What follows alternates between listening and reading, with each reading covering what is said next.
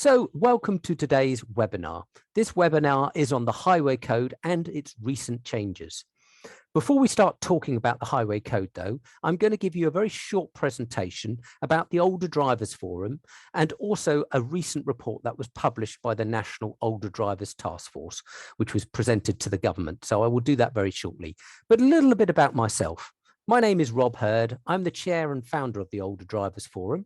I'm also a retired police officer. I did 30 years service, retired back in 2019, and since then I've been carrying on with my older drivers work, which I'm extremely passionate to help mature motorists to carry on driving safely for longer. I'm also a speed awareness trainer and a consultant in road safety and older drivers nationally. So after I've finished my presentation, we're talking about the task force report. We will then hand over to Graham Millwood, who's a senior road safety officer for Hampshire County Council, and he's going to lead you through all the changes to do with the Highway Code, plus a few extra things and a few things to keep you safe on the roads. So let me just share my screen with you first. So let me just bring up my screen to share with you for my first presentation. Let's just get that up. Lovely. So just wait for that to load. Hopefully it should get there in a second. It should be there in a second. Yep, there we go. I'm just checking on another screen to have it arrive. So this is the presentation. It's about supporting driving into old age. And it's a report that was put out by the National Older Drivers Task Force and reported to the government in November 2021. So what was the aim? It was to deliver an independent and informal focus for the action for the government to take, and also useful for local authorities, medical professionals, emergency services, and many other organizations who may have a stake in older driver mobility and its safety. And ultimately, the aim of the task force report was to help and support mature motorists to carry on driving safely for longer, as long as they are safe to do so. So to do this, the report focused on these different subjects. First, it talked about various data trends. What are the stats? What actually is going on? We then looked at safer roads, looking at the design of roads and various things involved in that. We then looked at safer people to understand what were requirements and what things we could do to make people safer on the roads. We then looked at what technologies available and also safer vehicle design and things like that.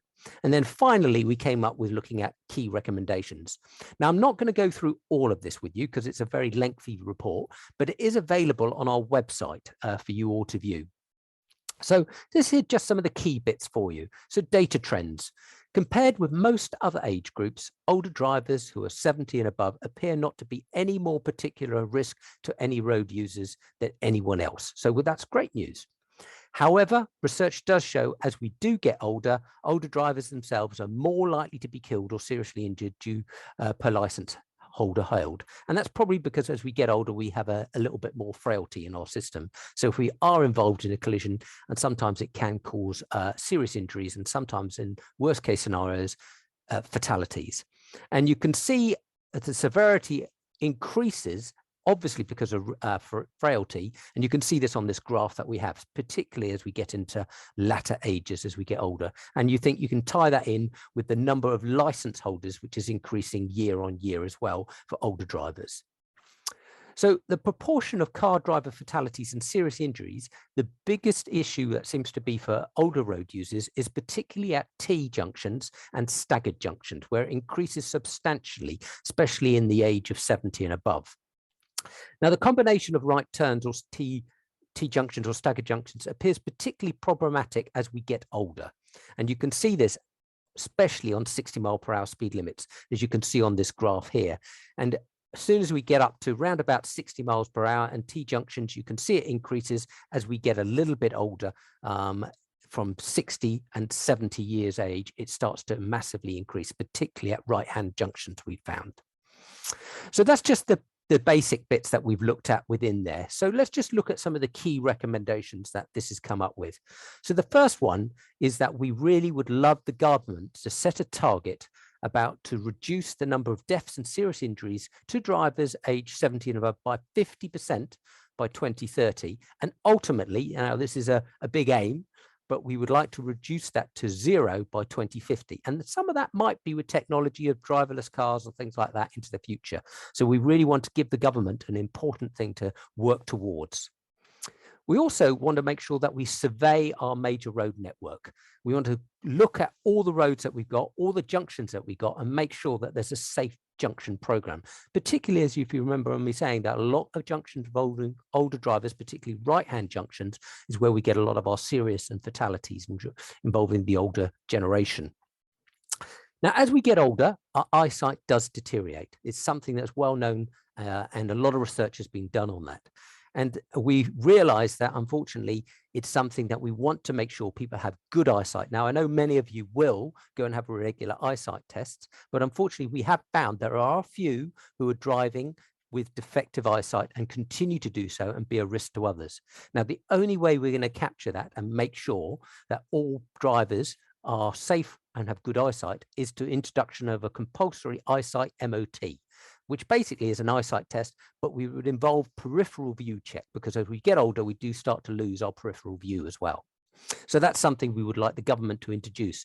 Ultimately, we've also said to the government, we'd like them to introduce it for all age groups as well, but particularly as we get to 70 when we renew our license. And we know that more research needs to be done in various different medical conditions, particularly things like diabetes, and where we have type 2 diabetes, it can cause some complications, particularly in a thing called peripheral neuropathy, which can cause us to lose feelings in our feet and where our foot is positioned. And this sometimes can lead to things like pedal confusion, which seems again to be very popular and more available or more consistent with older drivers.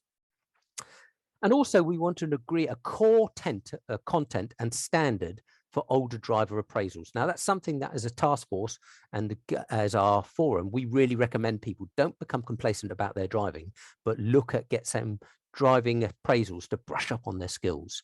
And what we want to do is make sure that if you do one anywhere in the country, it's consistent. And if we can do that, then what we would ask is the insurance companies then to, if offer, discounted insurance, because we're showing that they're all working the same and hopefully making drivers much safer on the road. We also want to roll out what we call a national fitness to drive assessment as an alternative to prosecution, because we find this is a great way of identifying those who are no longer fit to drive, but also helping those who just need to brush up on their skills to be safe drivers again. And ultimately, we want the government to incorporate the EU General Safety Regulations into UK law. Now, that sounds a lot to say, but what it's looking at is things like advanced emergency braking, intelligent speed assistance, and other technologies that are automated within our vehicles that make us much safer and help prevent us from being involved in collisions. So we want to make that as part of EU law. So all new vehicles being sold and used in the UK have these great new technology within them. Also, we want to have more work done looking at occupant restraint systems, because we found that the standard seat belt just coming across of one side like this sometimes isn't best for older motorists. Sometimes a crisscross system would work better, and that's what we would like the government to look at more research in results to do that and see how that might assist. Now, like I said, you can see this report in great detail on our website, and you'll have a link of this sent to you later on as well, but it is on our Older Drivers Forum website. There's a page on there called Advice, and under that you'll see a page called Research, and you'll find all about the report in there, and you can read it at your leisure. So while I'm talking about what we have on our website, I just want to point out to you, why not explore our website? We've got a huge amount that's on our website. We've put a lot of effort into it, and we've got things like our advice page, which has lots of subjects such as the law and the DVLA. So do you need to renew your license? How can you do it? Where can you find a safe link to do it? Well, we've got that on our website. We also talk about what happens if you want to carry on driving minibuses or your large camper van. We've got all the advice to help you on there. What happens if your license hasn't been renewed in time by the DVLA? Big problem in COVID. And we would like to show you that there's a thing called Section 88 that can assist you with that. So have a look on our website under law and the DVLA under the advice tab. We also do a lot of information about eyesight and taking medication that may affect our driving.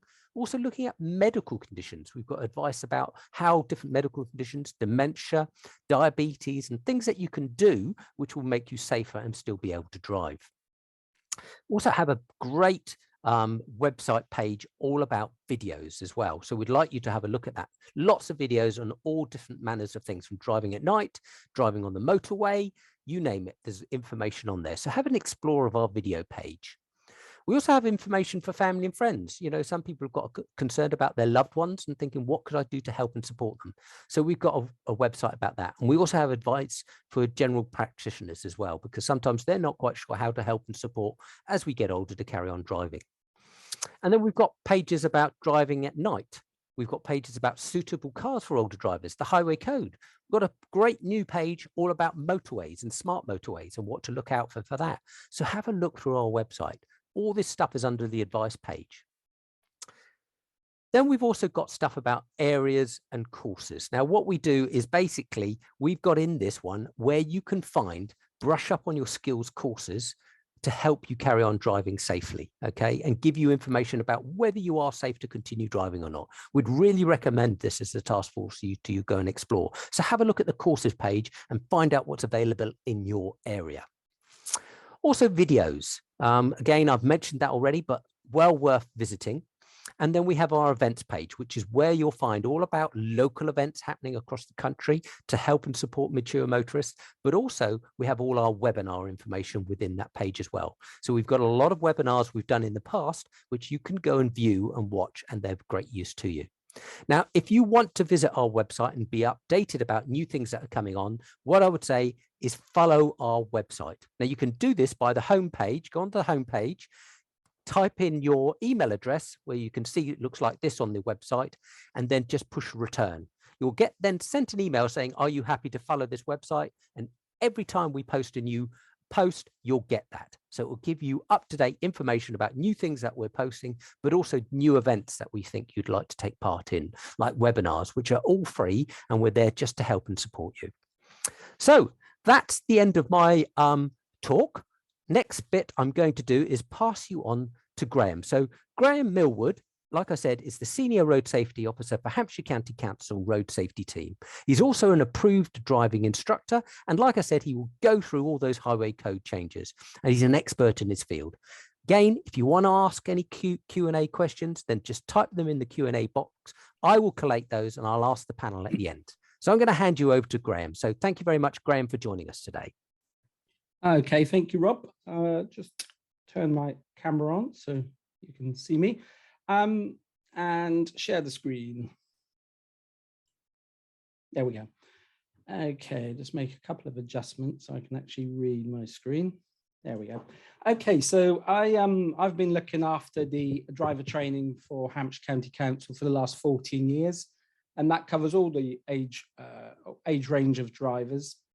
But the scheme I'm involved with the most is called Driver Skills Scheme 60+. And as the name suggests, of course, that's for people who are over 60. It's a specific scheme to suit that age group.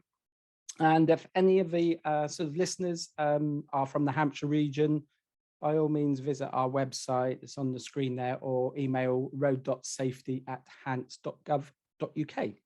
My job tonight really is to guide you through the changes, which I'm sure many of you have sort of heard about anyway, but also to give some advice and guidance on how to integrate these changes into your driving.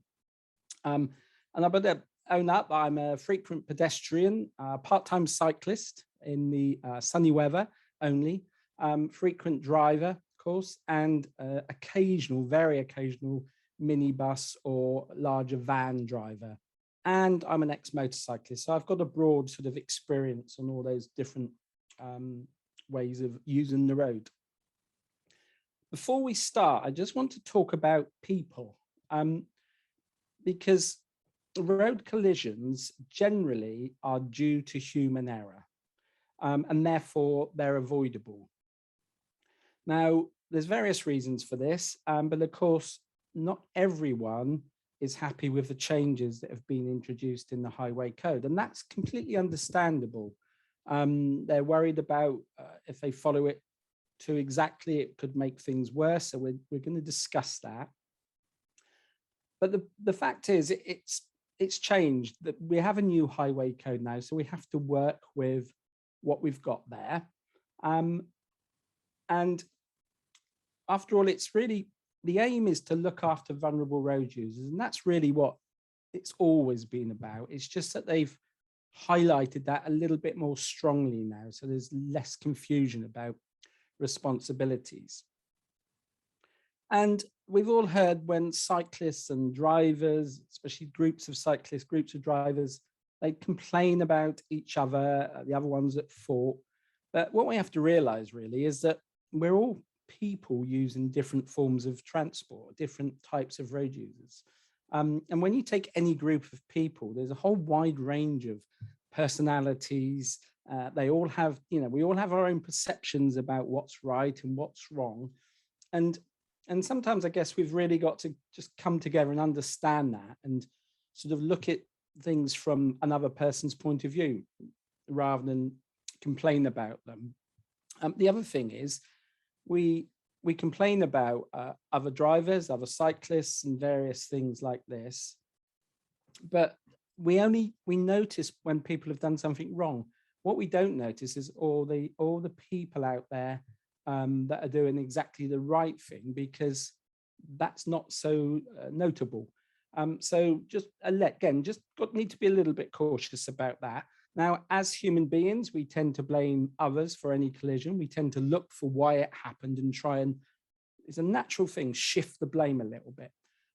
We all rate ourselves better than average. I say all, the vast majority, when we test this out, people rate themselves above average.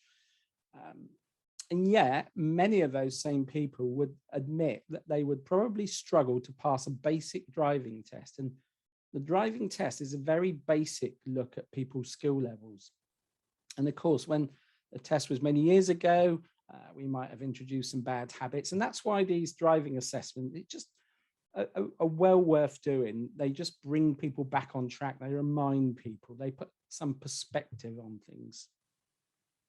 We all complain about the same things that other drivers do, tailgaters, gap fillers, people that don't signal at roundabouts. We all do that. And again, that's natural. But you have to ask yourself, where are the people doing it? Because if we all complain about the same things that other drivers do. And the frightening thing in one way is that research has suggested that we only concentrate on the driving task for 25% of the time. Now, this is across the board.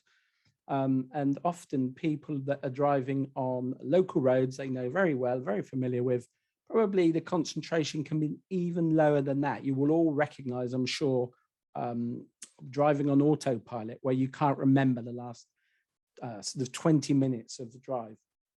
So concentration is a key thing here. And we follow too closely on the motorway because we don't like people filling the gaps. So that we're, in other words, we're doing something which is, we know is potentially unsafe because we don't like people filling gaps. So you can see really where the human factor comes into it. And of course, we all get stressed from time to time. We might have just had an argument. We may be held up by somebody driving how we consider it much too slowly. We can become ill. We become fatigued and tired, distracted by passengers, children in the car, phone calls, or impaired by drink or drugs. And these will just add to all the other things that we look at and potentially cause the accident. So when we go through this guidance, you have to just bear that in mind. People won't always react the way you would expect them to, of course. So on to the highway code changes. I'll just read out the titles there because we're going to go into most of these. Hierarchy of road users. We're going to talk about priority at junctions regarding particularly pedestrians, but also look at cyclists as well. Safe passing distances and safely opening doors. And that's the first one we'll start on. It is often referred to as the Dutch reach. So it says there, people driving and their passengers should open the door using the hand furthest from the door they are opening. So that makes them turn round and check into that little area over the right shoulder or left shoulder, which we don't often check. And that is designed to make cyclists and pedestrians safer, of course. And this chap here is sort of doing that. It's quite easy to glance in the door mirror, but I'm sure you're all aware there's this quite large blind spot area over your right shoulder there, which cannot be picked up in any of your mirrors, and certainly not, it can't be picked up in that right door mirror. So looking round is the only safe thing. So that's advice, it's guidance. It doesn't mean you've got to do it, of course, but it's trying to point out about the dangers there. With a hierarchy of road users, the people that are most likely to be injured, which are the pedestrians, particularly the younger ones, the older ones, disabled people, they're right at the top of the hierarchy. These are the ones that we have to take most care of, if you like. And the ones that potentially can cause the greatest damage, the heavier vehicles in this hierarchy now will bear the greatest responsibility. So if there's a collision and something went to court and the pedestrian or cyclist argued that, or sorry, the driver argued that the pedestrian or cyclist made a mistake, now there's a lot of responsibility, as there should be really, on the car driver to have taken due care and attention. Safe passing distance, we're going to have a look at that later, but when overtaking people walking in the road, allow at least 2 meters and keep to a very low speed. Leave at least 1.5 meters at speeds up to 30 miles an hour when passing cyclists. We'll look at that in particular. And when passing people riding horses or driving horse-drawn vehicles, allow at least 2 meters at speeds of less than 10 miles an hour. And this, of course, is because the horses can, frighten, spook quite easily and can be unpredictable. So hierarchy of road users, there are 3 new rules. H1 is just describing the hierarchy really and just pointing out that we all have responsibility to look out for each other. It's not just about looking out for the vulnerable road users. We all have a responsibility. So rule H2 is for all road users other than pedestrians, and it says at a junction you should give way to pedestrians crossing or waiting to cross. That's the new bit. You should give way to pedestrians waiting to cross a road into which or from which you are turning. It adds that only pedestrians may use the pavement, and of course you will see cyclists using the pavements on a regular basis, or e-scooter riders. And that doesn't mean we don't have to take care of them. It's just they're doing so illegally, actually.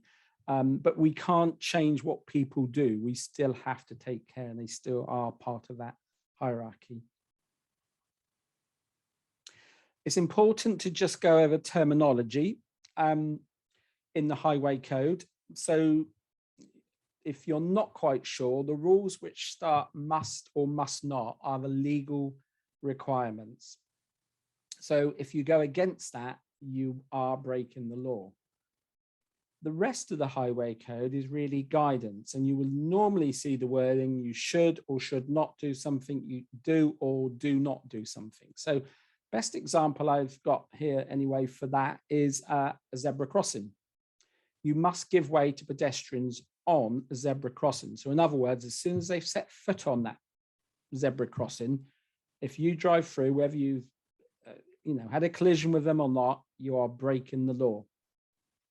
Whereas it says you should give way to pedestrians waiting to cross a zebra crossing, just like we should give way at junctions. And if you don't, and they stay on the pavement, you're not breaking any laws. But the problem is, particularly nowadays, where a lot of drivers and certainly cyclists have webcams or dash cams, if some footage is caught and sent to the police, and you can be deemed to be driving without due care and attention, going against the highway code, you can be prosecuted for that. So you just got to be a little bit careful when it says should. It's guidance, but you can be breaking other laws.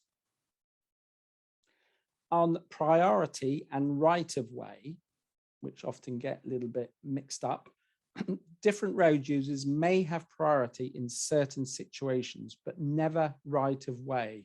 The rules in the highway code do not give right of way in any circumstances. And the example I've got there is a situation I'm sure you've all seen, come across. The blue sign is guiding the white car, and that's an information sign.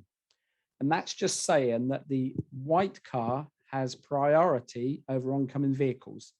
Now, of course, if the blue car doesn't give that priority, the white car will then have to give way, clearly. The blue car there at the junction is guided by the sign, which is a circle with a red border. Now, these signs are, if you go against that sign, it's breaking the law. So it says give way to oncoming vehicles. If that blue car doesn't give way, that is breaking the law. So it's important, the terminology there. And what the highway code guidance does is just helps us, it's best practice, if you like, it helps us to ensure we drive with due care and attention.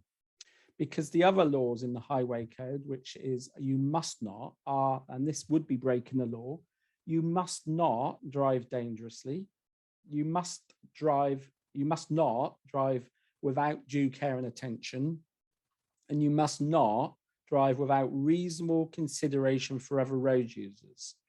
And there are situations, obviously, where you are definitely driving with all due care and attention that's reasonable.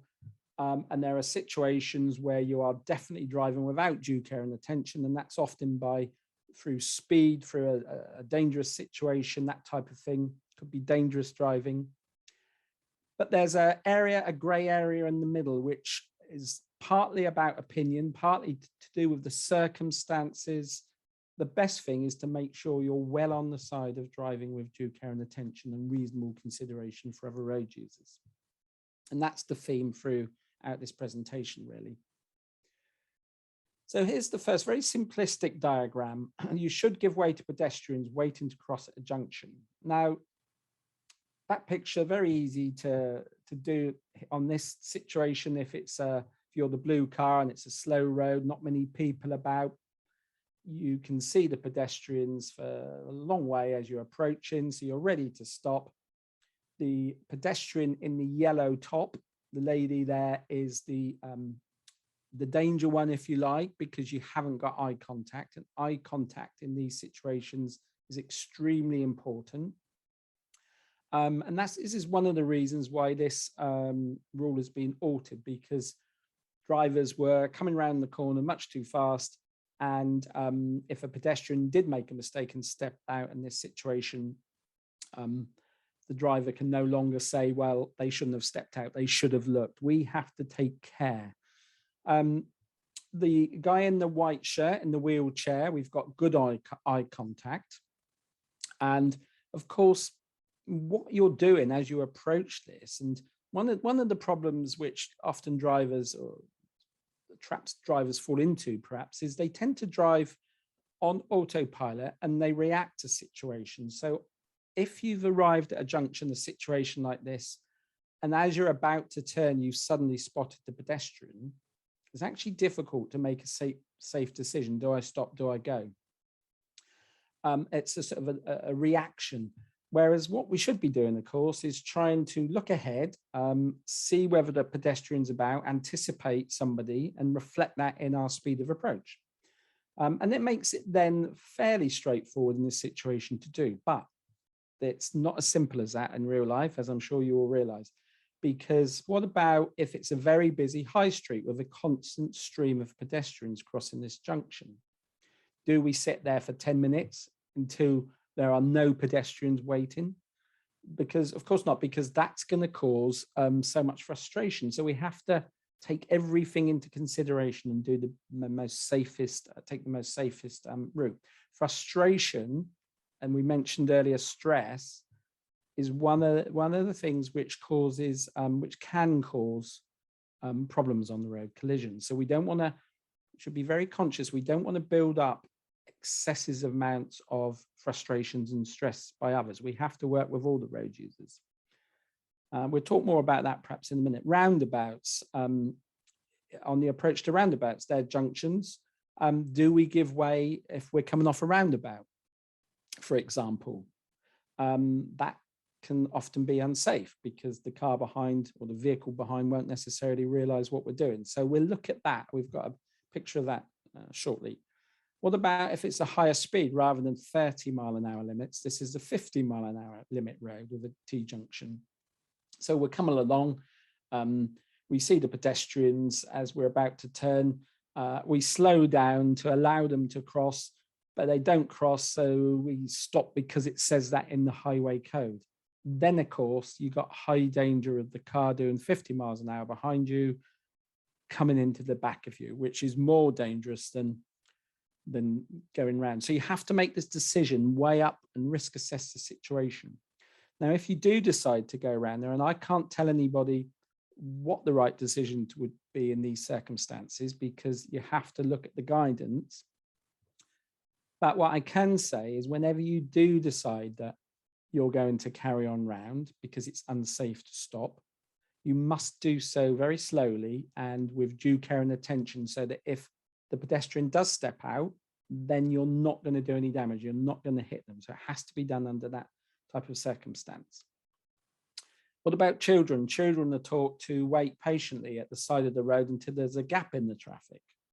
So if there's a child waiting to cross, the blue car's coming up and stops and sort of they don't cross, and then the blue car waits and the children wait, it starts to get very confusing. We might be tempted to wave them across, but that's telling them it's safe. They may panic, look at you, trust you, come across as somebody else turns into that road or comes out. So you don't want to really get this situation where everybody's waiting for the other. And again, we will have a bit of a look at that. Crossroads, of course, that adds to the problems. There's movements everywhere. And then this one here is a junction, stagger crossroads. And there's a lady waiting to cross at the side of the road. Do we give way? Well, of course we don't. In this situation, I say, of course we don't. The highway code seems to say we should give way, but that would be more dangerous for a couple of reasons. One, because the lady seems to be quite content to wait for the lights for the traffic to turn to red.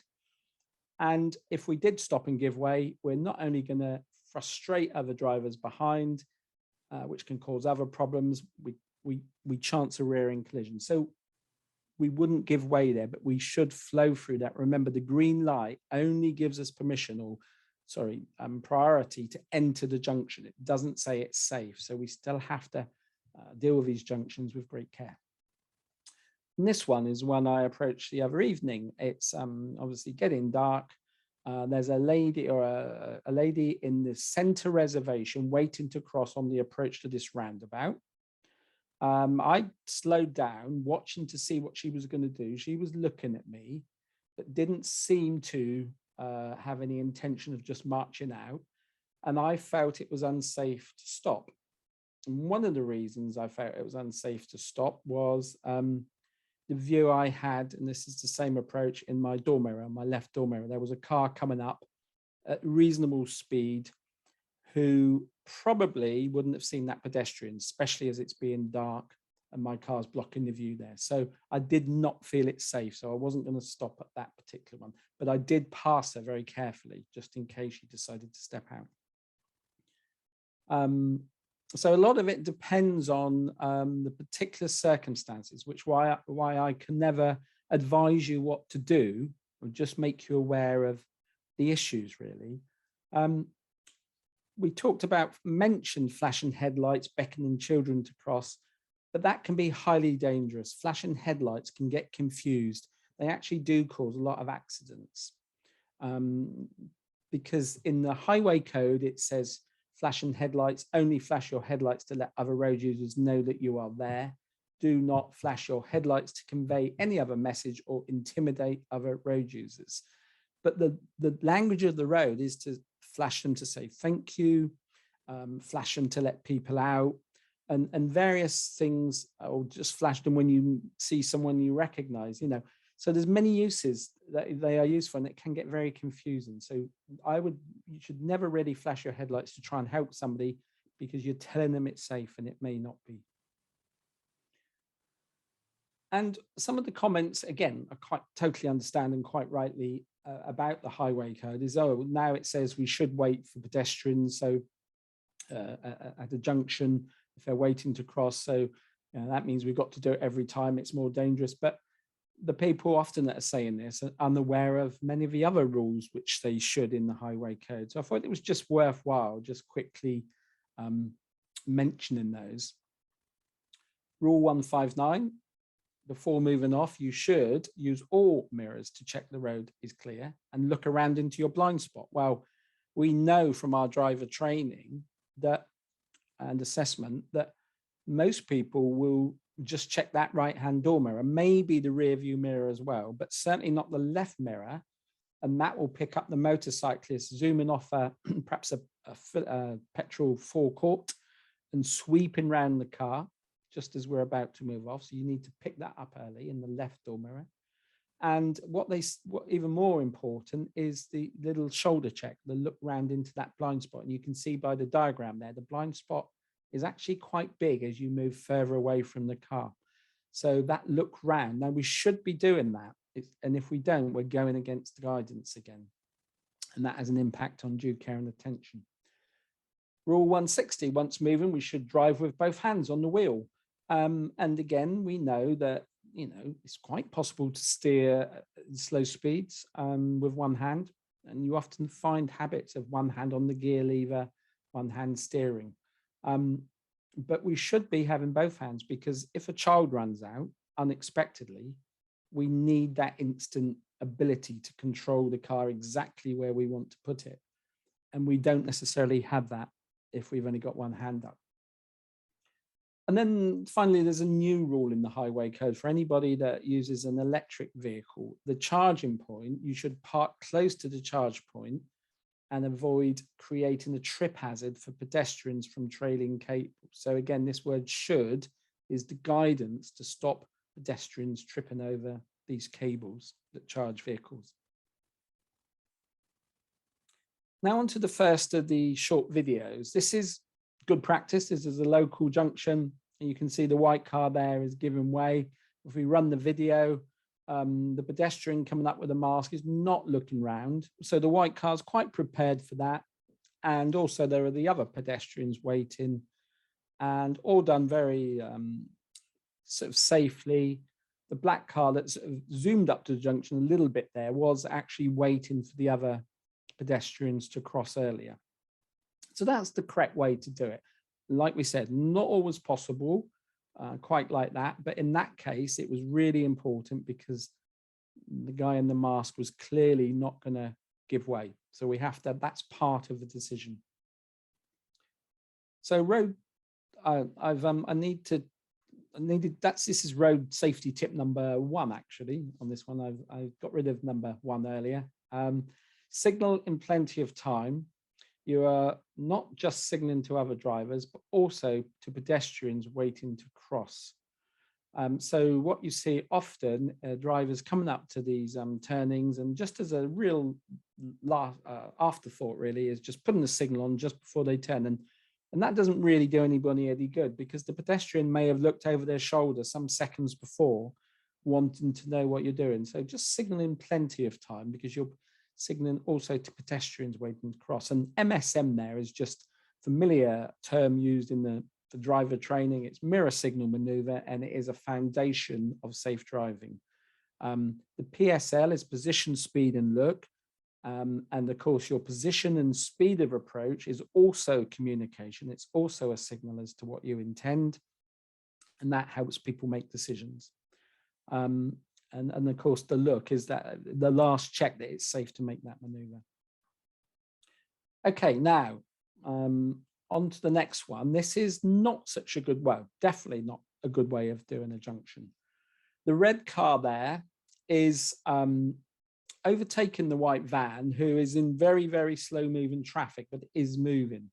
Because there's a hold up in the oncoming traffic, the red car has decided to nip round and cut that corner and you can see the pedestrian, you can't see it from here, but is approaching quite fast towards that junction, pushing the push bike.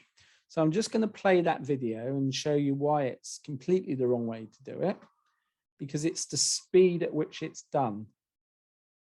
And there's no way that driver can take into account every bit of information to make that safe under all circumstances. The blue car that came around afterwards is at much more sedate pace and therefore can react to situations as they appear. And often it's, you know, when you can, it's often better to keep going smoothly for a situation than rather than stop, start and dash into gaps. That's always going to be potentially dangerous. So just show that again. So road safety tip, we call it number 3. Scanning the road ahead in the far, mid and near distance will ensure you never rush your observations. So we talked earlier about lack of concentration, autopilot. If this is a familiar town to you, which it probably won't be for most of you, but if it's a familiar road, you've driven through it many, many times, you know where you're going and you can easily get distracted and not be thinking of what you're doing. That means if something happens, like a car door opens, the pedestrian on the right, which we haven't got eye contact with, steps out into the road, we may not have noticed the warning sign. So it becomes a reaction and often likely to go horribly wrong there.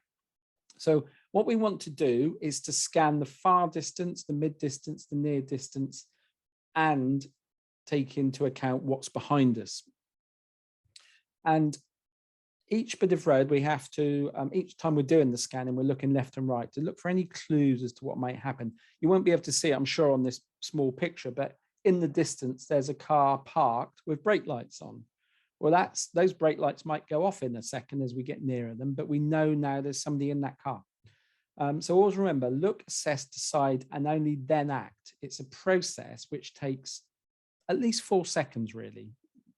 A reaction time is 1 second. If you really want to assess things and approach them properly, you need to really look, assess, and decide, and then act once you've done that. And of course, so we're doing this process as we're driving, and at a junction, this 4 seconds is really what we would say is you need on your observation at junctions, because the brain is developed over millions of years, but we've only been driving for just over 100. So although it thinks very quickly, it can easily play tricks on us. And we can tell that by the large number of accidents or collisions at junctions where people say they looked but didn't see. So in other words, the cyclist, the motorcyclist, or the other vehicle was visible, they just didn't see it. And that's because the way the brain works, our eyes take information and it makes sense of that information. So just going to flash up another picture on the left-hand side of the screen here, and going to replicate a very quick look at a junction, and then I'm going to go back to it. So I'll put it on, take it off, just see what you can see coming from the right at this junction. So there. Now I'll put it up for a little bit longer. And hopefully you would have, on that second one at least, and possibly on the first one, have spotted the cyclist coming along there. But the danger is that you're going to miss that cyclist with a quick look. So the minimum observation at any junction should be look right, look left, look right again, and then look for bikes. And if you do that, it only takes 4 seconds, doesn't add to your journey, then generally it will be safe. Whereas if you come up, you know the junction, you have a quick look left, quick look right, and come out within a couple of seconds or less, that is always risky. It's always likely to, or potentially can lead to an accident. Now another video from a local road. Now these are 2 videos coming up on turning into side roads. So I'm going to be turning right into the gap between the shops there, just there. There are pedestrians on the corner. Just before I play it, I'll just mention that there will be a pedestrian, but from both sides. This is a type of road. It's a 30-mile-an-hour limit, but you do not want to be doing more than 20 because there are always things going on here. It's a very busy High Street, and you will see pedestrians start to look to cross at the road. Bearing in mind the one that appears on the right, I haven't quite got that 4 seconds. I have a car very close behind me, so I decide not to wait because it would have been a reaction. Although I would have reacted, of course, if he'd have carried on crossing. So let's just look at this. If we can get it running, there we go. And I'm just going to try and stop it at the turning point. You can see there are pedestrians waiting there. So we'll just stop it there. Now, I'm nearly at the actual point of turn there, but you can see the younger of the pedestrian is right on the curb. So he's sort of looking one way and the other. I'm not really sure whether he's waiting to cross. So I should give way. And I do, of course. And it's easy because there are oncoming vehicles. What I'm hoping is when these oncoming vehicles go, the situation would have resolved itself. They either would have crossed or they would have decided not to cross, in which case I can carry on. I've got cars waiting behind me. Now, what's complicated things here is that this car back here with nothing behind decides very kindly, actually, and understandably to wait for me, flash the lights and say, carry on. Now we've got 3 people we've got to try and deal with, and you can see how it can get very confusing. So we'll just play it to show you what happened there. So there's a bit of a delay for some reason there. So that car's clearly now waiting for me. You can see that almost the hand come up and wave me across. The pedestrians aren't crossing. And it's getting very confusing. So I decide very gently to carry on there because it was getting to the situation where I started feeling uncomfortable. It was getting very confusing. That's where errors are made. So that was my decision. As I say, I can't tell you what to do in that similar situation, but those are the factors you have to weigh up. If you do decide to go, you have to do it slowly and be ready for those pedestrians to step out, of course. Now, this is the other extreme that I was prepared to go to, and it's slightly manufactured for the purpose of this video, although I can promise no pedestrians were injured making this video or even came close to that. I'm turning right by the green shop there. So we'll run that. It just seems to be, yep, there we go. The lights have changed to red. So now I have a gap in the oncoming traffic. Now I've manufactured a nip across to take advantage of that gap. And that is always a wrong thing to do. We said earlier about the red car. Now to do that video, I needed to make sure, I don't know if you saw the speed as I came around there, it was about 8 miles an hour, I think.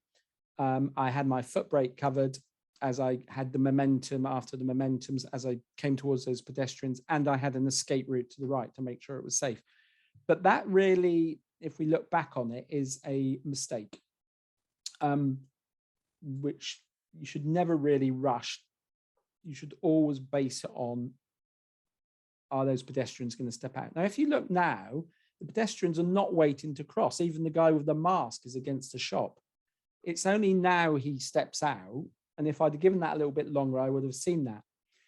The other question to ask is, does that fall under the new rule of the highway code, or does it come similar to those pedestrians we saw earlier on the actual road? Because there comes a point down the road where it's that guy in the mask is crossing the road rather than at the junction. And again, that's a little bit of a gray area. Was he waiting to cross at the junction?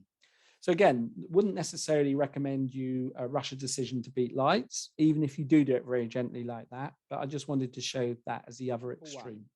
What does this sign mean? No cycling, cyclists only, cycle route ahead, or cycle shop. Rob will do a poll so you can answer, put your answers in if you want to take part after the break. What are the rules regarding cycle lanes marked by solid white lines? You should not driving them unless you need to, and it is safe to do so. It is illegal to driving them. They are only there to guide the cyclist to the safest part of the road to riding. So that's number 2, and these will all come back up again.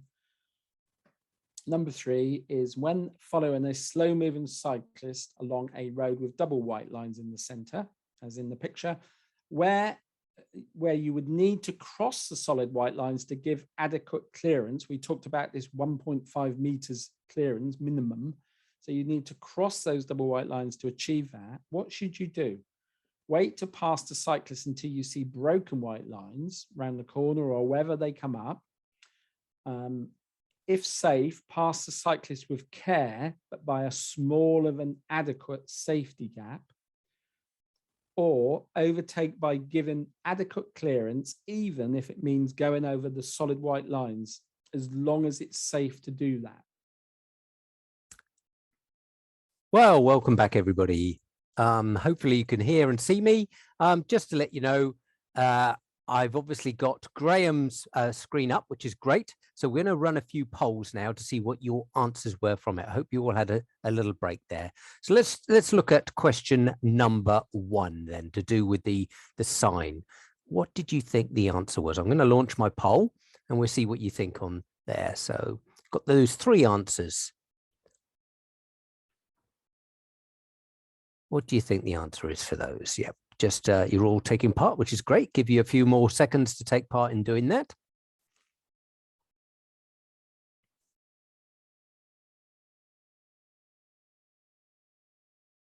Okay, I'm just going to end that poll then, and I'm going to share the results with you. So as you can see, 38% of you said you thought it meant cycle route ahead, 34% said cyclists only, and 28% said no cycling. So I will get Graham to give you the correct answer in a second, but that's what your answers are at the moment.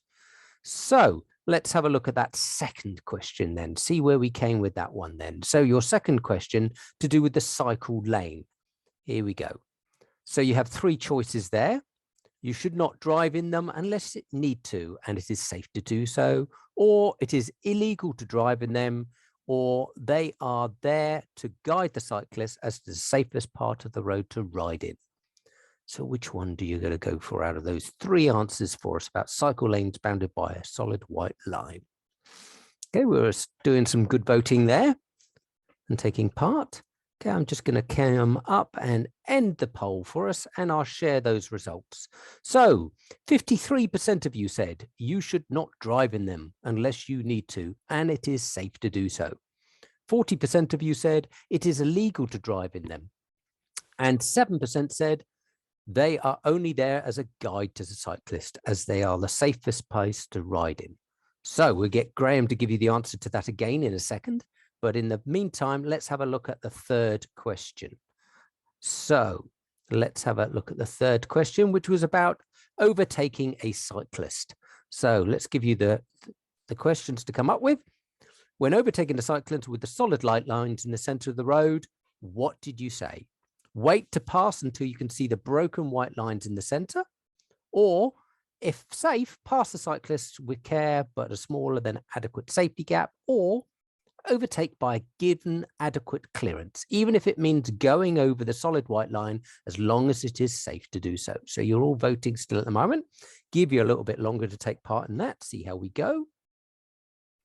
Give you a few more seconds. Okay, I'm going to end that poll and I'll show you the results. So as you can see, 59% of you say wait to pass until you see broken white lines in the center. Or you said 1% said if safe, pass the cyclist with care, but a smaller than adequate safety gap. And the third one that you said 40% of you said overtake by given adequate clearance, even if it means going over the solid white line, as long as it is safe to do so. So there you go. There's your thoughts on it. So let's get back over to Graham, who's going to go through those answers for us. So thank you, Graham. Okay, and I apologize if I took the screen away for a while. I'm not quite sure what happened there. Hopefully it came back in time. Okay, so quickly go through the answers there. Number 1, the majority did this time actually get it right. The sign there is a triangular sign. That means it's a warning sign. So it's not a prohibitive sign. So it's not it's not A. It's a warning sign for cycle route ahead. Number 2, cycle lanes bounded by the solid white line. That's the key thing, as in the picture there. That is actually, it's illegal to drive in those. The highway code says it's illegal to drive in those cycle lanes. And number 3 there, overtaking a cyclist with solid double white lines in the center of the road. The answer to that one is C, overtake by giving adequate clearance, even if it means going over the solid white lines, as long as it's safe to do so. Now, the key thing, if you have a look at that in the highway code, is that it's a slow moving cyclist. And that is one of the few exemptions, if you like, when you're able to move across that white line, as long as he's going less than 10 miles an hour. So a slow moving cyclist, it's legal to cross those white lines. Okay, so we've got another 10 minutes or so just to talk through about cyclists, and then we'll go to the questions. Just going to try and, here we go. Hierarchy of road users, H3, you should not cut across cyclists, horse riders, or horse-drawn vehicles when going ahead, when you are turning into or out of a junction or changing direction or lane, just as you would not turn across the path of another motor vehicle. Also, people are sort of guided to, or cyclists, people riding bikes are guided to use the center of the lane when they need to be safe. And also ride next to each other when it's safe. And it's particularly when there are children cycling, or very inexperienced cyclists. I don't particularly like that picture, because if you think about it there, one of the reasons for driving towards the center is that you stay clear of the danger area, that junction where a car might rush out or even overhang that junction.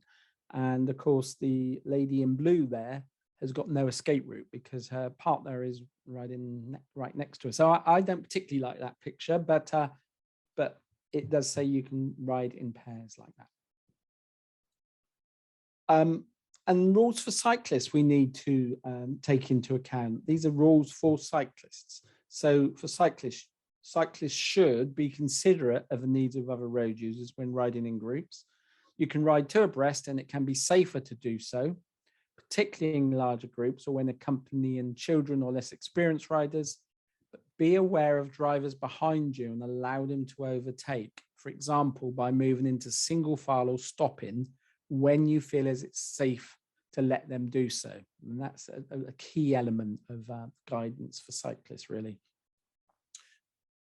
Rule 72 about road positioning: ride in the center of your lane to make yourself as clearly visible as possible in the following situations. So we've got the quiet roads or streets, and it says about moving over for faster vehicles when it is safe, when you can. In slower moving traffic, we've got a great video coming up on that. But move over when the traffic starts to flow again. And that the approach to junctions, which I guess is the key one there. The only thing, as the picture shows, is most cycle lanes tend to go past the head of junction. So I don't know whether eventually something would change there. But of course, that's sort of almost persuading the cyclist to drive near that junction. They are often, in many places, hatched or have red paint on them to warn the drivers that there may be cyclists coming along. A very simplistic picture, but we do know from our driver training that drivers aren't particularly good. In fact, I'd go as far as to say very poor in many cases at checking that left door mirror for cyclists before they turn left, or indeed the right one before they turn right. But we'll look at that in just a moment. So it's a shame about the bright sun here, but hopefully you'll see the cyclist come up on the left-hand side. Now just watch where that cyclist goes and then watch what happens next. The car that turned across there clearly wasn't taking due care and attention by not checking on the right door mirror. Now, it's easy for me to sit here and blame the car driver for that. I guess the cyclist has got to be a little bit cautious about doing things like that. But the point being is, in the highway code now, it is putting more emphasis on us as drivers to watch out for these type of things. And it's, if we show it again from the door mirror here, you'll see any second, right back about now in the distance, you can see this cyclist coming up. So when we're in stationary traffic, it doesn't take much to check those door mirrors, and we should certainly check them before we do a left or right turn. So that shows you how it can go wrong. These are my words, but watch out for Rob and Dom. Rider on bike coming up and delivery person on motorbike. Now there's certainly in this area, there are a lot of young riders riding small powered motorbikes doing the home deliveries. So there's a lot of those about, and they're not always very experienced. So you've really got to watch out. This is another video, which the car is going very slowly. The cyclist is keeping up. Now, normally there's a clue something's not quite right. They may be lost or something. So they're likely to do that. So again, you could say the cyclist should possibly take the hint there that something might happen and stay back. But again, that is the responsibility, especially with the new highway code. The driver needs to watch out and check that left door mirror before they come across. So another example where we don't always do it. But again, you know, we've all done this. We're a little bit stressed. We're in an area we don't know very well. We've got maybe the passenger is reading the map and sort of, I think it's around here somewhere. Oh, here it is. And it's very, very easy to make a mistake, but we should never do anything too suddenly because it's always potentially dangerous. So road safety tip number 4, look, assess and decide and only then act. We've said that already, but monitor for cyclists and motorcyclists when in slow moving traffic. Always do a final check of the right door mirror before moving right, and always do a final check of the left door mirror before moving left. Never make a sudden change of speed or direction unless you have assessed safety first. And that's the key thing really, because we need, if we do make a mistake, we need to make it gently, I guess, preferably not make one, because other people can then cope with that. Are more likely. Now, if we are going to be using the door mirrors, it's very important. We talked about blind spots earlier. It's very important that we get them adjusted correctly. So the picture on the right is not adjusted correctly. You may be able to see the cyclist coming up, but just about to disappear into the blind spot because the mirror is taking in too much of the back of the car. So it needs to come out. So more like the one on the left-hand side where you can just about see the back of the car, and that minimizes the blind spot. So you do that from your normal driving position. So it takes the smallest glance of the door mirrors to see. So it's really important we get those lined up. And then this thing about leaving 1.5 meters to cyclists, it speeds up to 30 miles an hour and more space when traveling at higher speeds. You can see Rob there has kindly decided to stand in the road and show the gap equivalent to the arm stretched out.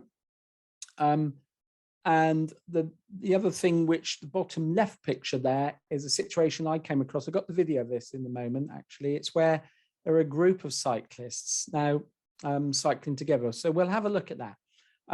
One of the questions I've been putting to people is if the cyclist at the top picture there, if you come off that roundabout and you're behind that cyclist and there's a stream of oncoming vehicles, the road is quite wide, but there's endless oncoming vehicles. So you don't have the opportunity to get by and also give 1.5 meters. You could possibly get by carefully and give 1 meter. So what do you do? And there's been so many different opinions. And of course, the best answer is wait until you can overtake safely.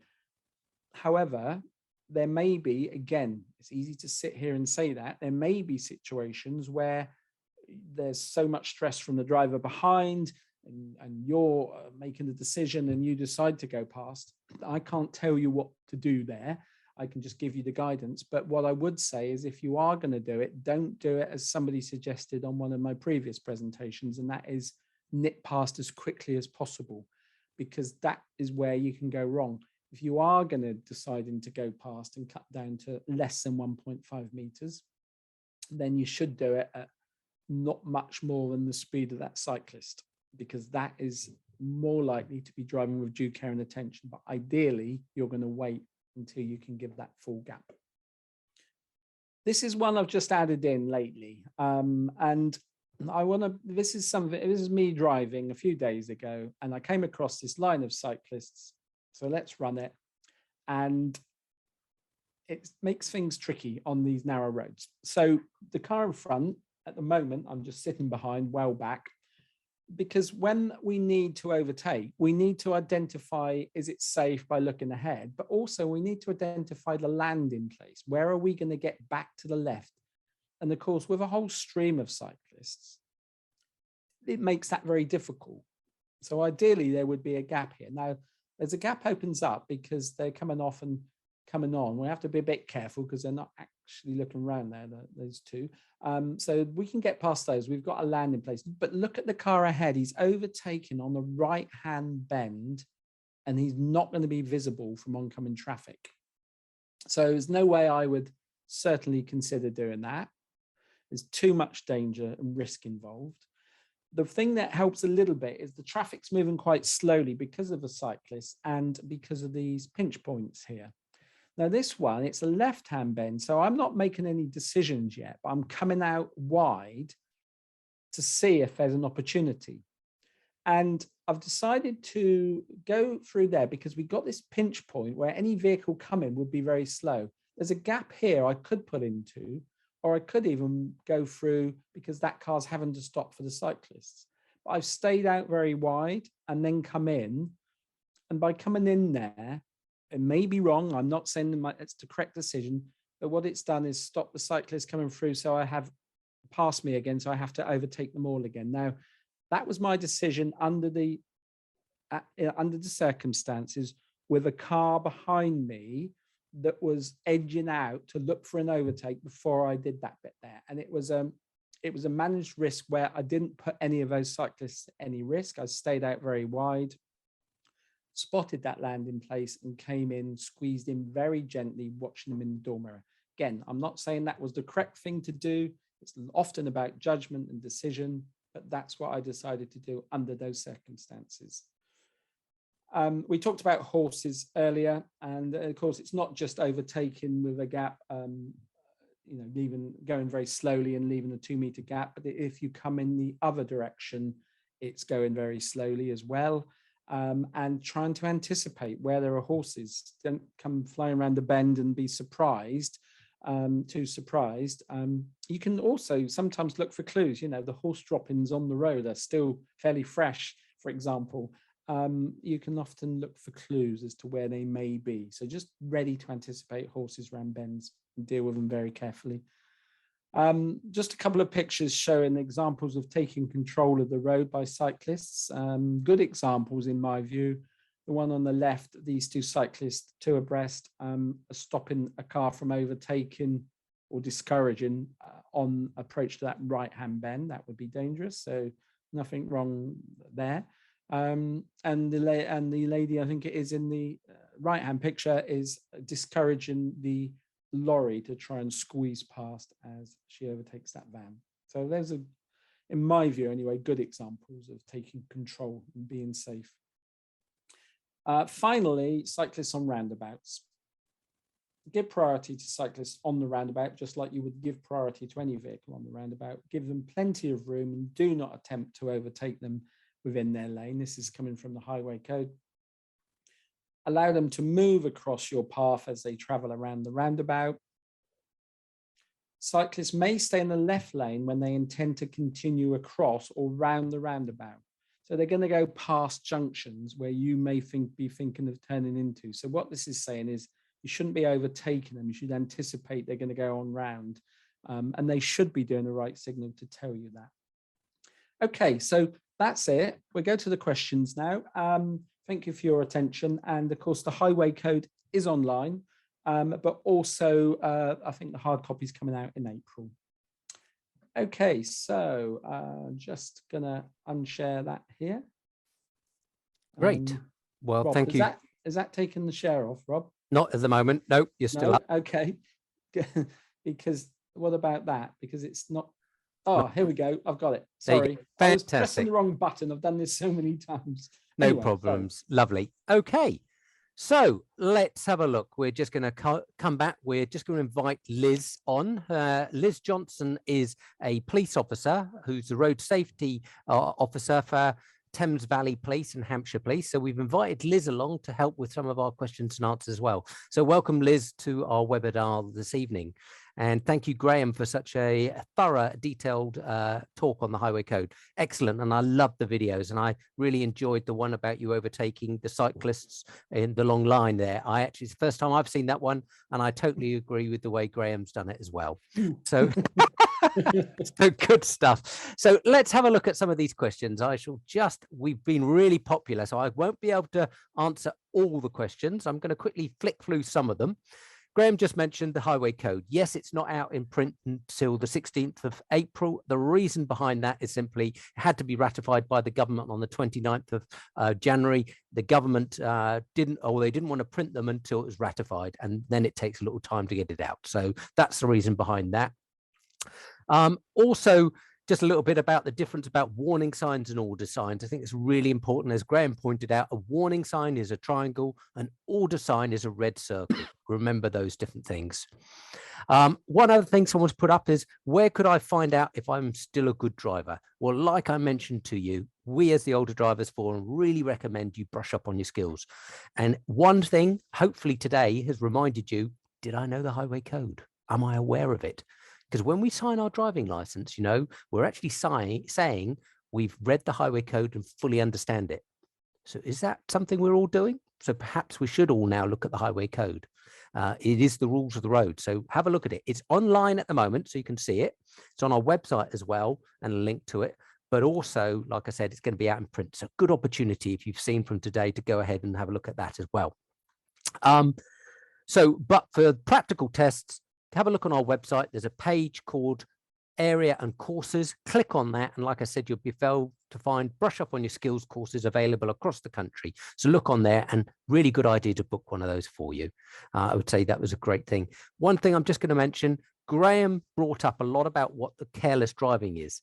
Now, what you need to think about when you look at the definition of careless driving, if it ever went to court, it's always justified. They classified careless, or due care as people know it, is that your driving fell below that of a competent and careful driver. So would you, in a court of law, be able to say, well, yeah, that person's driving fell below that of a competent and careful driver? For dangerous driving, it's what they call fall far below that of a competent and careful driver. So I just thought we'd just quickly cover those little bits before we go any further. So loads of questions. I'm going to start with pedestrians, because that seems to be a really popular one that we've gone on to. So what are the rules concerning a pedestrian waiting on an island at a roundabout? So I'm guessing, Graham, when we come off a roundabout and there's a pedestrian waiting at an island to cross the road, and we're on the roundabout or we're coming up to it, what should we do on that, Graham? Well, there was a picture on the presentation there with exactly that. And as far as I can see, that's a junction. So it's covered by you should give way. But that's guidance. And the example I showed was, in my view, my judgment was that it was more dangerous to give way. And the pedestrian seemed to have no intent, was waiting for a gap. So you have to do it on its merits, decide on its merits. But I think it's covered under junctions. Yeah, and I think you're very right there. And we had another question, someone saying this could be dangerous if you were coming off like a fast road, or it's a fast 60 or a dual carriageway, and then suddenly something like that. I think what you've got to bear in mind, exactly as Graham's shown us on today's presentation, is it's about common sense, isn't it? If you're likely to cause an accident by someone going up the back of you, then obviously you're not going to be doing that.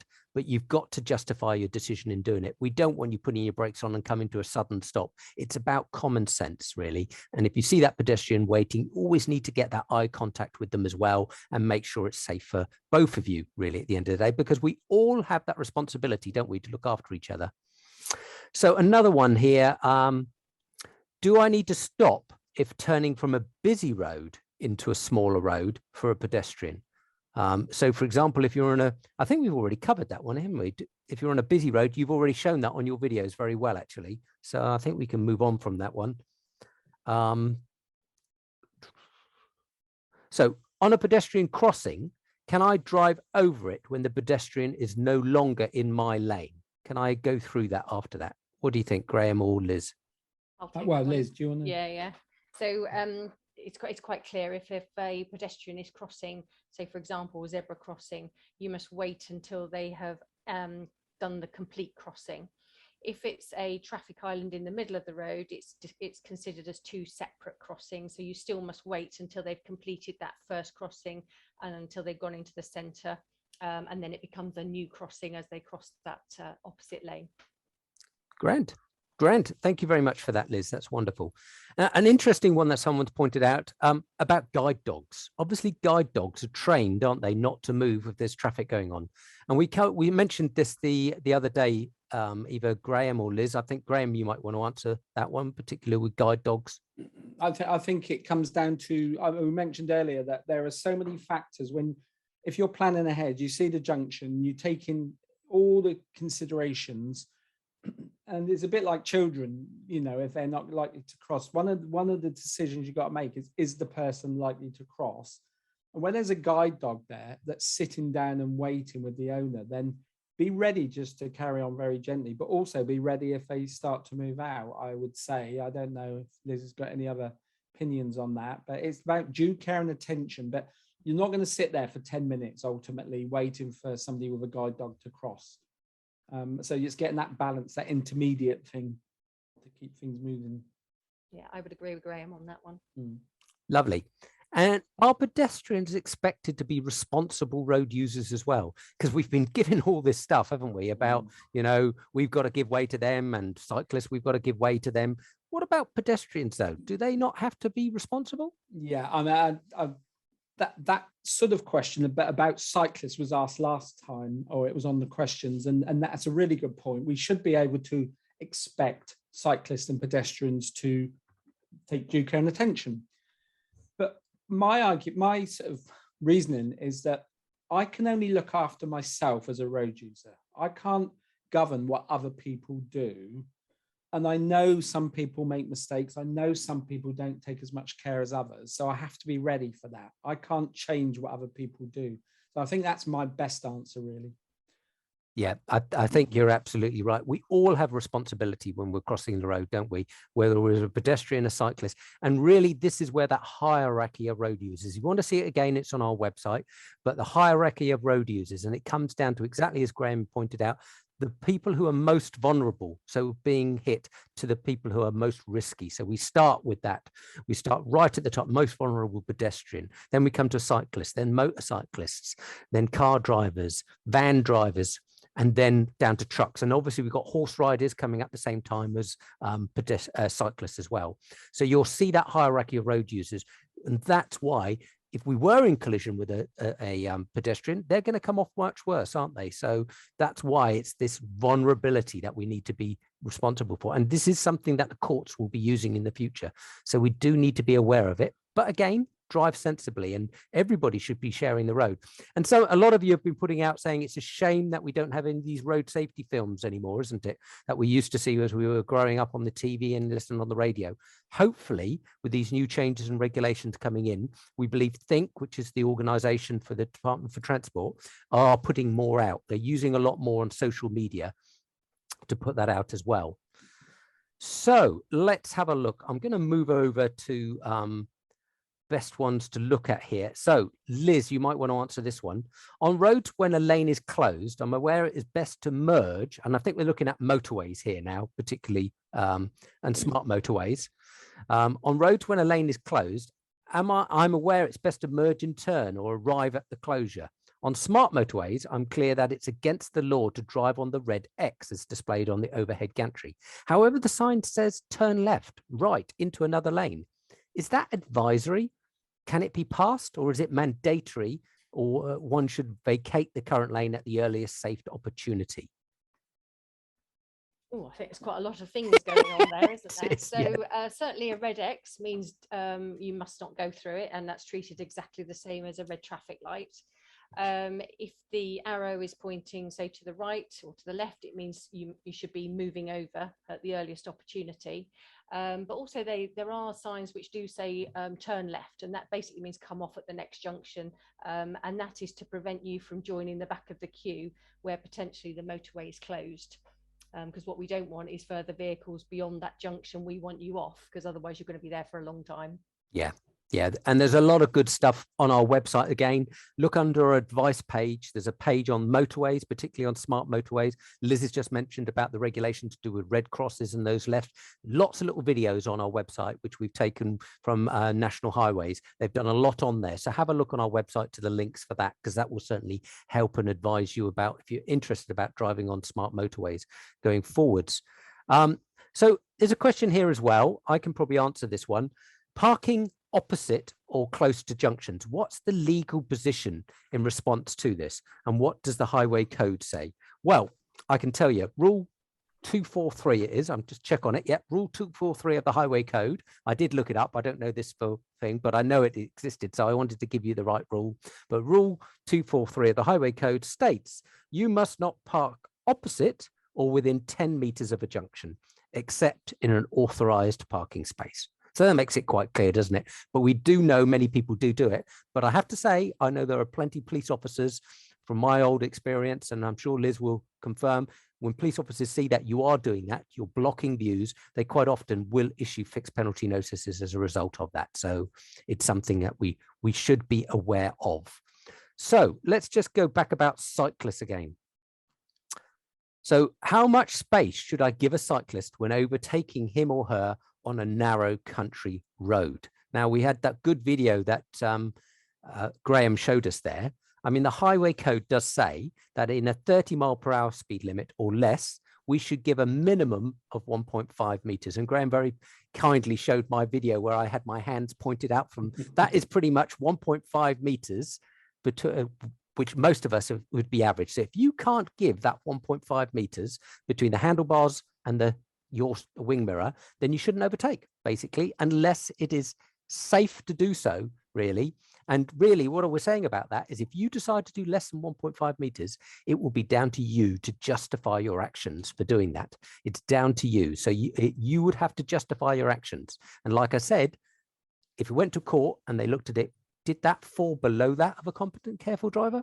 This is where the thing goes. Sometimes we might have to just hold back until that opportunity arises, as we saw Graham demonstrate very well with that whole line of cyclists, which we often will get now coming certainly into the summer. So another one, should cyclists contribute to the road tax like motor vehicles do and motorcycles pay? Well, that's something for the government to decide, really. I haven't really got an opinion on it, and I don't think we're here to say it's set for the government, really, isn't it? So and then let's have a look. There's some other, just have to look. When it says drive, does that also mean that cyclists as road users should follow the rules? I am more of a frequent cyclist than a car driver. Any answers on that? Sorry, Absolutely. when it says Drive, so when it says drive in the highway code, yeah, or I assume that I would need to check that out. I assume that's referring to drivers, because they call cyclists they refer to cyclists riders, as riders, yeah. really, don't they? And motorcyclists as riders. Liz, what were you going to say? I was going to say the cyclists or people on bicycles have to abide by the highway code in exactly the same way as a motorcyclist or a car driver. Yes. And again, it's that hierarchy. You know, if a pedestrian is crossing the road and the cyclist is turning left, that cyclist should also give way as per what a car would have to do. Yes, yeah, absolutely. So it is 8:33. We've done I'll just have a quick look at some of the new questions that you've all come in, because there's a huge number coming in, and I'm really sorry we can't cover everything as we're going along. I know we've gone past our hour and a half now, so you're very welcome to hang on and listen to some more answers if you want. We've got Liz and Graham here. I'll try and see if I can fish out. There's lots of them on here. So is there a requirement, this is just a general one, do you think, for electric vehicles to emit some sound at low speeds? Because we've got a lot of more electric vehicles on the road now, haven't we? Anybody know the answer to that one? I don't think, as far as I know, there's not a specific requirement, but I got the feeling that manufacturers are trying to introduce some low frequency sound or something, but I haven't noticed it, to be honest. I'm not 100% sure. And we've got another one here. Are cyclists, Liz, you might want to go, are cyclists required to use cycle lines if they are shown either on the road or pavement? So basically, should they use it or should they not? Or do they have to use them, or can they do something different? No, cyclists can cycle either on a cycle lane or on the actual road itself. And the reason why sometimes cyclists don't cycle on cycle lanes, what's the reason for that, Liz? Well, quite often all the rubbish in the road gets swept over to the near side, which is obviously where the cycle path or cycle lanes tend to be. And if you've got racing tyres, for example, they're very thin. The cyclists will be wanting to be actually in the main carriageway there. And at the end of the day, they have as much right to be on the roads as a motorcyclist or a car driver or a van driver. Yes, and there's a good one here, Graham, going back to where we had those double white lines and you showed the double white lines and whether you could overtake or not a cyclist on here. Quite a few people have mentioned, well, surely they have to be doing less than 10 miles an hour. They're doing more than 10 miles an hour. Did you want to just clarify that for people? Yeah, it does say 10 miles an hour in the highway code. And maybe you could say I should have clarified that, but I put slow moving cyclist, which was the clue there, really. Yeah, but it's good that people know. That's the good thing. It's very good. I think it's good that people know the highway code and have picked it up. So well done for those who did pick that up. So very good on you. But we were trying to keep it simple for things. But I think that's very good indeed. Right, let's see if there's anything else we can got on here. Can I drive in a cycle lane with a solid white line bounding the lane if an emergency vehicle is about to pass? Liz, what do you think on that one? Obviously, it's an offence to drive in the cycle lane, but if you're needing to move over in order to allow an emergency vehicle to do so, you need to ensure that there's no people on bicycles that are in the lane. And I would be encouraging you to pull over to a stop to allow that emergency vehicle to go past. And obviously also be aware that it might not just be one emergency vehicle, it might be more than one, because quite often might be an ambulance, the police, or the fire service going. So don't be driving in the cycle lane. So just pull over, allow the emergency services to go past, and then when it's safe to do so, obviously your mirror checks, over the shoulder check, and then carry on your journey. Yeah, and it's about common sense, isn't it? You don't want, if there's no cyclist there, and it's an emergency, we want to get those emergency vehicles there. No one's going to start prosecuting you for going into that cycle lane to let an emergency vehicle through, but then you'd need to come straight back. But exactly as Liz said, you don't want to be cutting up a cyclist in relation to that. So you need to make sure it is safe to do so. And in fact, we're going to be posting on our website very shortly, this next week, some videos from a thing called Blue Light Aware, which is a great film to watch to see how you react if you actually see an emergency vehicle behind you and how to react in relation to that. So we'll be posting that on our website again. So, do follow what we're doing on our website, because we're trying to help and support you as much as possible on there.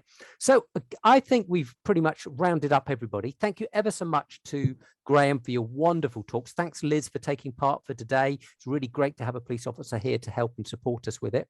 So like I said, I just wanted to say thank you very much to our speakers for today. This webinar is going to be recorded and has been and will be up on our website. We do plan to run further ones. Just to let you know, there'll be a feedback survey that you will get at the end of this webinar. Please fill it in, allows us to work out what's going on, and please visit our website. So much useful information. If you want to learn more about what we're doing, if you want to get the posts we're doing, fill in your email on the home page, just push return. And like I said, you'll get an email saying, can I join the web? Every post you get, you will get an email about it. And we're not going to bombard you with spam. Promise you on that. We're not sending advertising. It's purely road safety things and things to keep you safer for longer. That's what we're hoping to do. So I'd just like to say finally, thank you everybody for taking part today. Really hope you got something out of the webinar. We will plan to run more webinars as the time goes on. We want to help and support you as much as possible. So any ideas of things and future things you'd like to let us know about, we will try and incorporate those in our website. But we've got lots of information from previous webinars. So once again, I'd just like to say thank you to everybody for taking part in today's webinar, and we look forward to seeing you on our next ones. Goodbye, everybody.